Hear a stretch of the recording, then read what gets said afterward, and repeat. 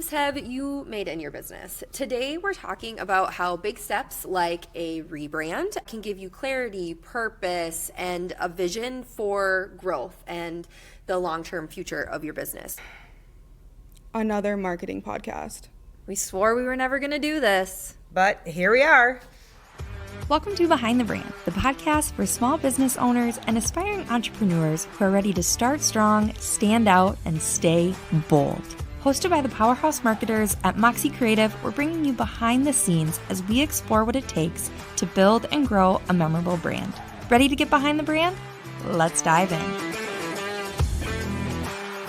We're joined by Liz Fiedler Mergen. She is the founder of Mary Meadow, which is a century-old flower farm located in St. Joseph, Minnesota. She's not only a great example of taking these big steps and making bold decisions, her colors are proof of that, but she is also the very inspiration for our podcast. She is a fellow podcaster and gave us this awesome idea to start Behind the Brand. When we worked with Liz on her rebrand, she told us something that stuck with me especially. She said, I didn't know how much I needed this. 3 years into her business doing the rebrand, was like a fresh start, but also gave her a clear vision of what her future would be. And that's why we wanted to have her as our first guest. She said, hey, you guys should do a podcast and it should be about this. She even named it for us, Behind the Brand. So really happy to have you here, Liz. She should be on our payroll. Yes. Hey. Well, we'll talk about that later. Yeah. So welcome, Liz. Tell us about yourself and tell us about Mary Meadow. Yeah, thank you so much for having me. Well, that's a pretty loaded question. Tell us about Mary Meadow, but I'm going to try to summarize it as quickly as I can. So if you're from central Minnesota, just like Moxie Creative is based out of St. Cloud, my farm is just north of St. Joe, and we started as a little hobby stand at the end of our driveway in 2020. And very, very long story short, it was a little farm stand that I didn't think was really going to take off at all. And we named it after my mother-in-law who had passed away, and Mary Meadow, and it was just this fun little hobby, and it went over exceedingly well. For every bouquet that we sold it to a nursing home, and it just brought so much joy during dark times of COVID, and it was a fun project, but it really was just going to have a shelf life. It was going to be short, and I didn't need a logo, I didn't need a brand, it didn't really matter. Exactly. Yeah. And then in December of that year, my husband passed away of a heart attack. And the day after the funeral, I found out I was pregnant, and I really was just obviously going to throw in the towel and just be done with the flowers. And my customers weren't going to let that happen. Long story short, lots of events unfolded, and I ended up with 300 pre-orders for Easter bouquets that spring. And I had something to look forward to, despite all of the darkness, everything.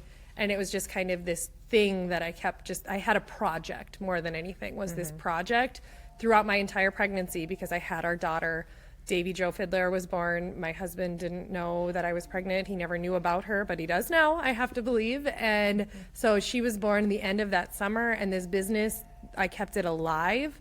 But then I realized that this is one of the things in my life that is keeping me going and is giving me something, a purpose, if that makes sense, and a way to connect to people. Because people buy flowers when good things happen, bad things happen, for fun, for whatever. They evoke so many emotions. And it just gave me something to really focus on. Plus, we have a century farm. I needed a reason to keep this.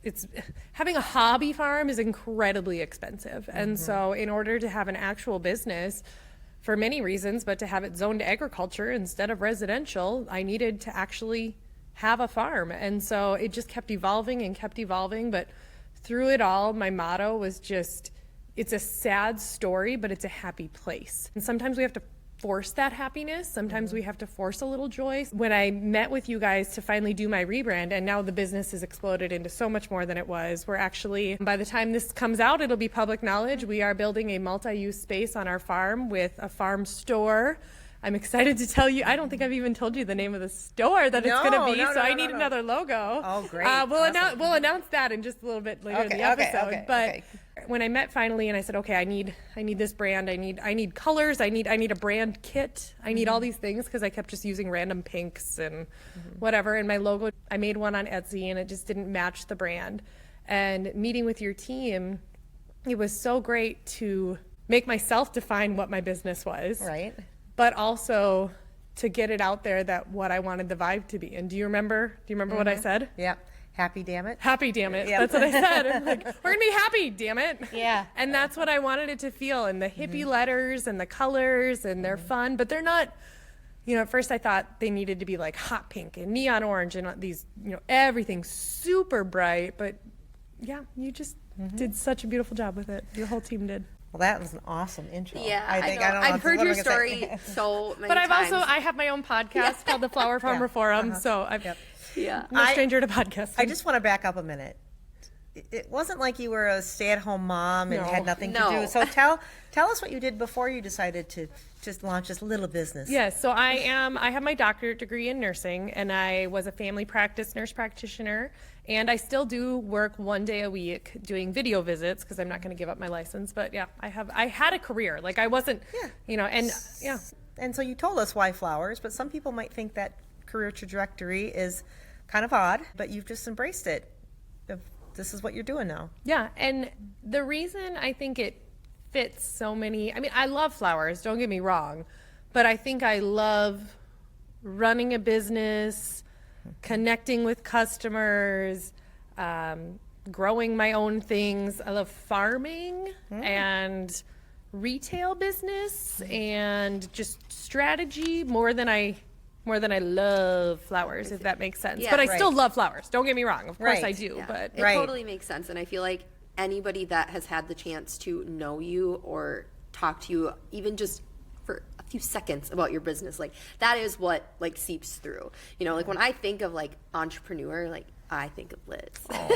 like, and like I say serial entrepreneur, but like in the best way, you're not just like hopping to like these really dramatic like shifts. Like it all makes so much sense, and there's so much thought behind every decision that But she you could make to have grow your started business. a little clinic. Yeah. But she didn't. Right. I mean, Yeah. so it's like, did you ever think you wanted to own a business? No, Yeah. no. I never gave it thought, because to be an independent clinic as a nurse practitioner, it's a whole thing. It's right? crazy. It's like, no, I'll just work for a big organization. I never even gave it thought, but now I can't imagine anything else. So I just love the moxie you had to say, yeah, I'm a nurse practitioner, but I can make money selling flowers. Yeah. Yeah, and everyone, what a cute little hobby. Yeah. What a cute little side hustle. just make that's- grocery money. That's nice. Oh, it must be rough. You must not need money, or, just whatever it might be. Yeah, right. But you, like you said, Taylor, if anybody knows her, she's not just selling flowers at the end of the driveway. I mean, she's Right. doing all the things. Totally.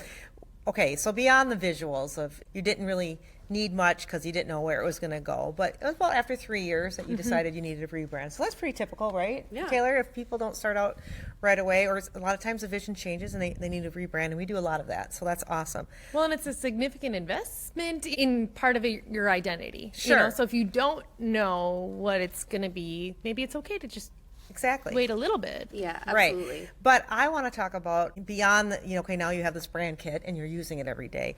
And, we're going to be expanding your website and things in the future as you grow your business. But I want to go back to what it did for you and your brain, like what it did for your business, how it gave you clarity. Like it was like an aha moment, wasn't it? Yeah.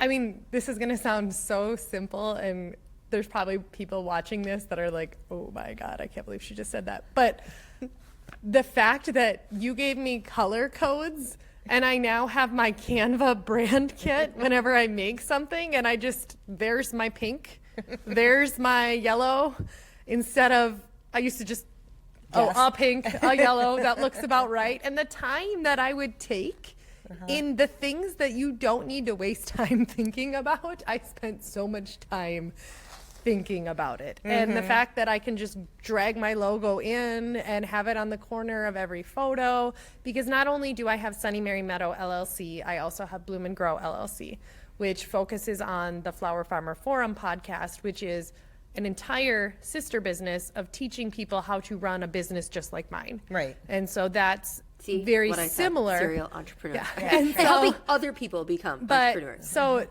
you did this, and I never even thought about it, but it's the same brand. It just changes the word. Sunny Mary Meadow Coaching, Sunny Mary Meadow Flower Farm, Sunny Mary Meadow Farmers to Florists, whatever it might be. It's so connected, but the time that it would take to think about, and I don't have time to brand that, but it is important on social media so that people recognize that. You're staying on brand here, so that helps with your consistency, your professionalism, and so you can grow.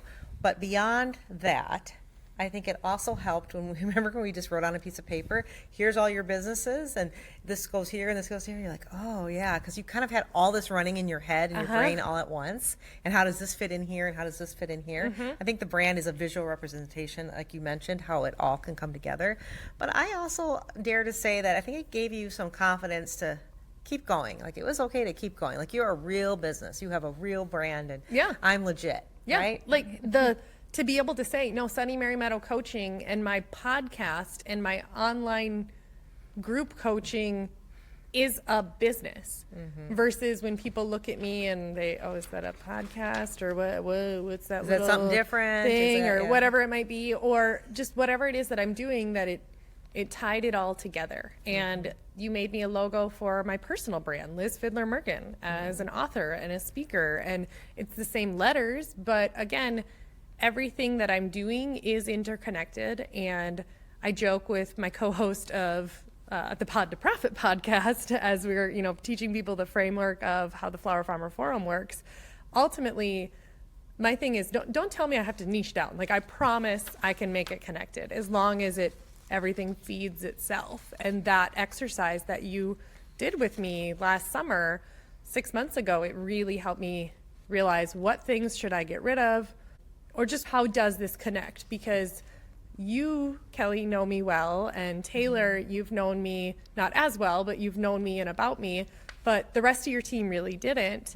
And so going through the exercise of explaining what your business is a very important thing. Right. Yeah, a lot of the times too, like when clients come to us, especially, it can happen, of course, when it's a rebrand, or for you, like you had all these kind of coals started and we needed to help like build the fire completely. But like they'll come to us and they don't have a clear vision maybe of like what their business is. Like, they know they're going to do this, they know this is a service that they're going to provide, and branding is one thing that can really help say like, oh, this is what my business is. Because we ask questions as marketing consultants and strategists. We ask questions that maybe you as the client have never thought to ask. And that's why it can be such an important process for business owners. It can really help give you, like Kelly said a few times, it can really help give you the clarity that you need. And I'm just looking forward to that website, because what a challenge. We're going to get everything in there, and you're really going to see it all, and then it's going to shoot off. And I bet by the time we do that, there'll be a couple more little legs to the business, I'm sure. And I think that the fact is, and I don't know if you said this to me or someone from your team did, and the public's perception of my business is the public's reality to my business. And so if I'm not doing a good job of explaining what my business is, how can I serve them? And if my brand, and if my whatever that might be, my social media, my website, my voice itself does not align with what it really is, customers get confused. Right. They want to know what to expect by looking and feeling 100%. And especially when you are product-based, service-based, it is so important to have a brand that matches the quality of what you're giving away. Like, your flowers are beautiful. The bouquets that you put together are amazing.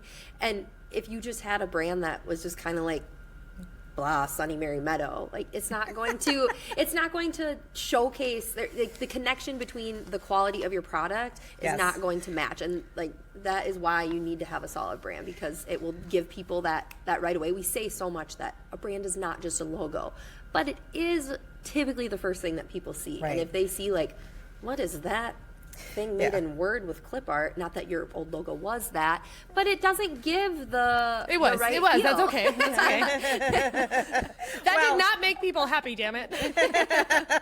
Well, I mean, and we should probably have an episode where we talk about what a brand is. Yeah, that's a but good I idea. mean, the way that Liz talks to people on the phone, the way people are welcome to the farm, just like when you go into Starbucks, the way the customer service, that is a part of the brand, and that's so we want to make sure that that's all connected. And I think that we use this saying a lot, Taylor, like the integrity of your product or service should match the integrity of your marketing, or 100%. vice versa. Yep. Like, we have a lot of clients that say, I want this clientele, but they don't want to invest in a brand. Well, then you're confusing the audience, just like you said. Yeah, And they put luxury on their website and have a logo that looks like it's from the early Yeah, 2000s. it just doesn't mesh with people, and people are smart now, and they're design savvy and all that. Even if it's not consciously, it's subconsciously. Yeah, 100%. Makes sense. Yeah, Right, absolutely. So I think that's what I'm so happy with your logo. Yes, it's beautiful. Yes, it's colorful. It's happy, damn it. But I love that it helped you, give you the confidence to say, this is what I'm doing, and I'm going full force ahead. Right? I'd love to know a little bit more. Do you feel like by having done this rebrand, you've seen maybe shifts in like the way you're marketing your business and the way that people are coming to you? Do you feel like people are more attracted to you because you have this, consistent messaging through Yes, your rebrand? absolutely. As my weddings evolve, or as my podcast evolves, or as whatever, and it, again, sister companies, Sunny Mary Meadow Coaching, right? And the more successful that I can really prove that, hey, here are the weddings that I did, here are the flowers that I did, here's my U-Picks, here's my, as my team grows and whatever, that doubles as Sunny Mary Meadow Coaching, people who are trying to create a business just like this, and I'm teaching them.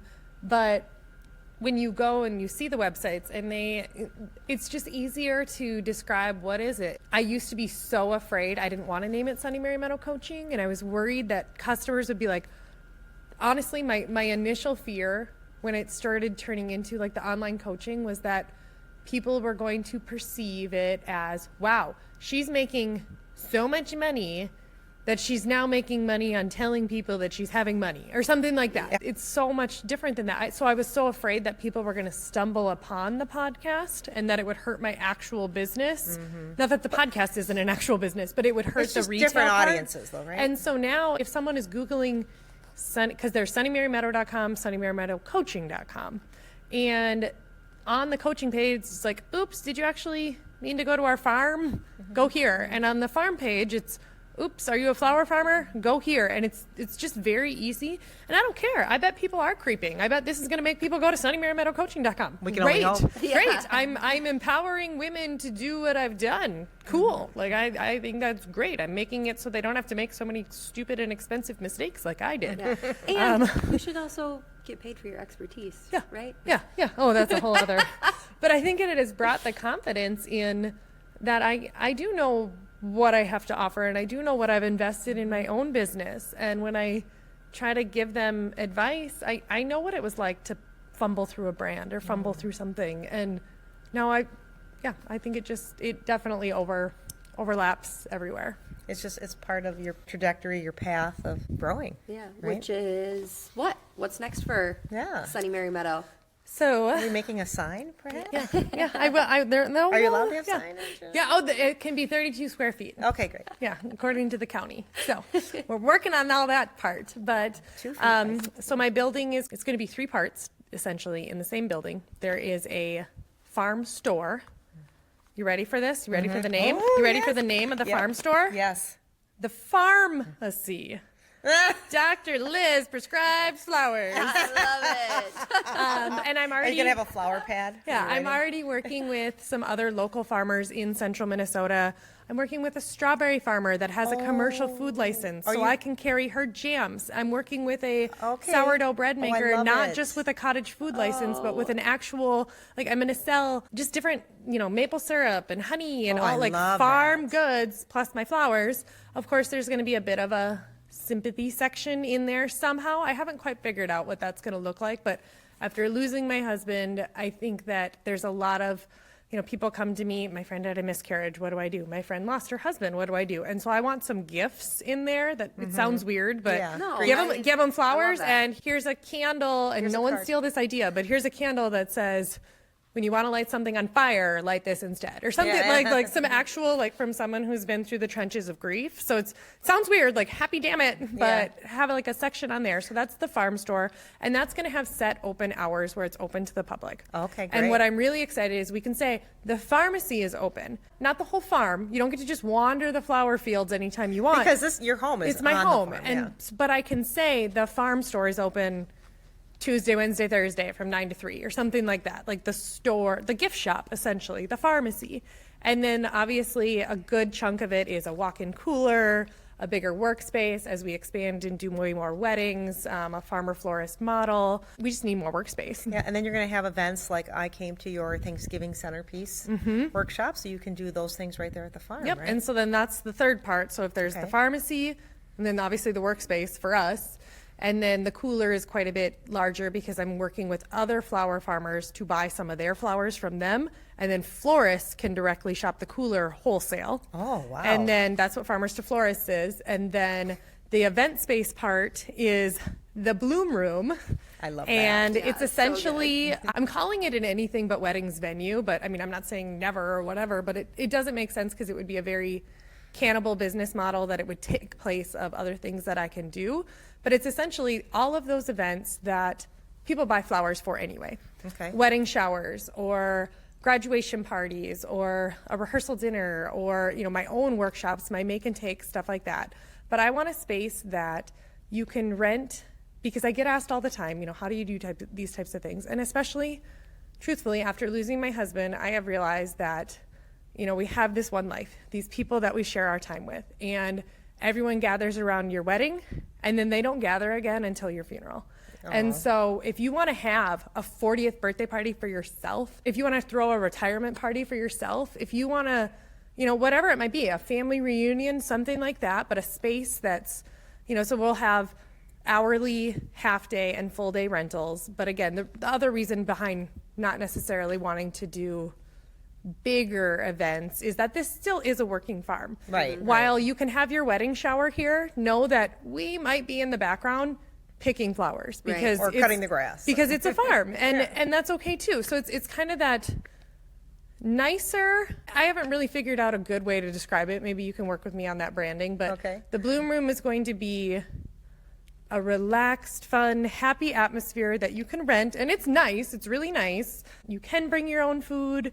Otherwise, caterers. Otherwise, like it's a lot more flexible than Well, a I'm lot thinking of places. is like, you know what, holiday party, right? Yeah. Kayla? Yes. Like, will you do private events? Well, Like, will you do a exactly. take and make for us Yes, there? absolutely. And That's it's what I wanna do. And that's what, you know, we tried to do one. And it's like, Yeah. where do we do it? And then I have to haul all of my stuff Yeah. because And then- peddling perishable products takes planning. So That's like, right. how do I bring these things? Right, do we have to do it outside because the greenery is going to wilt? Or, Yep. So you know? people come to me and Yep. then we can do it. And, you know, corporate events, for example, they need something Yeah. to do. They need an activity. Exactly. They want something to do. And you know what? You don't want to, maybe that the entire corporate team can donate the flowers to the nursing home when they're done or whatever that might be. But people want something to do. Or school sports teams want a place to gather that doesn't have alcohol. And we will have alcohol, but not like a bar or brewery. Yeah, So for sure. I remember, I think at our Camp Moxie event was the first time that you had kind of told me a little bit about like what you were yeah, thinking. 8 months ago. And from, It's been a long process. And from that, the second that you brought that up, I remember thinking like, this is something that Central Minnesota needs so badly because it is, you know, if you look up like event spaces, it's either like drab, dreary, old, like Huge. banquet ballrooms at Yeah. hotels. Like not everybody like people want like a cool, like modern farm feel that you could get at, you know, some of the wedding venues around here, but like not everybody's planning for a wedding or, you know, Yeah, not 300 also, people. yeah, not everybody is doing these giant weddings these days. Like sometimes people are just doing down and dirty, like family members and friends. So like, I just think that there's so much opportunity here for that. So I'm really excited to watch that grow. And I love all the little names that you've picked. Like, Well, it's so fun. I think it does. They do need names because, you know, and then we can have our U picks or whatever. And so there can be the pharmacy hours and the bloom room hours, and maybe the Yeah. bloom room It helps is you keep yeah, it in your head, but it also is going to help with your audience. So- exactly. I don't want them to come and think that the farm is wide open, free for the taking. Yeah. No. If you do that, you're in trouble. If I again- see you wandering in my fields, no. Okay, Liz, so before we wrap up here, we have a few questions that we are asking all of our guests at the end of every podcast. So if you're ready to give us your best advice, I'll get into them. Okay. You ready? Okay, so what's your go-to business tip for others who are thinking about starting a business? If you are thinking about starting, quit thinking and just do it. I am not smarter than anyone. I am not, you know, more talented. I am not, you know, I wasn't born with this business mind, but I act fast. I act quickly. I have made more mistakes and found a better way to do it and failed 100 times before I have succeeded before someone else even starts. So it's like, just get going, because you're going to fail. You're going to need to evolve. You're going to need to change it, but you got to make that initial mistake first. So just start. Don't be paralyzed by perfection. Exactly. Okay. Exactly. That's Just a good get going. one. I like That is a that. good one. I love Okay. that. And then on the flip side of that, what's one piece of advice that you received when you were starting out? Yeah. So actually, it's not from a person that I know. I wish I knew her, but she's like $10,000 a month for a one-on-one business coach, but maybe someday. But there's a podcast I listen to called Well-Oiled Operations by Stacy Tuschel. And something that really stuck with me as someone who has multiple things going on at once, right? How do I keep it all organized? And she talked about a prioritization matrix. And essentially, you have to rank everything on urgency and importance. If it is important and urgent, I need to do it myself right now. If it is important but not urgent, then I schedule it for myself. If it is not important but urgent, then I delegate it. Oh, I like that. And if it's not important and if it's not urgent, get it off your list. Oh, I think I need that. Yeah, That's it's awesome. Ditto. literally Amazing. like sometimes I get paralyzed by so much to do. I mean, literally today is Wednesday. I have a public hearing for my building tomorrow night. I am hosting Flower Farmer Forum conference with like 40 people on Saturday. I'm writing a grant that's due next week.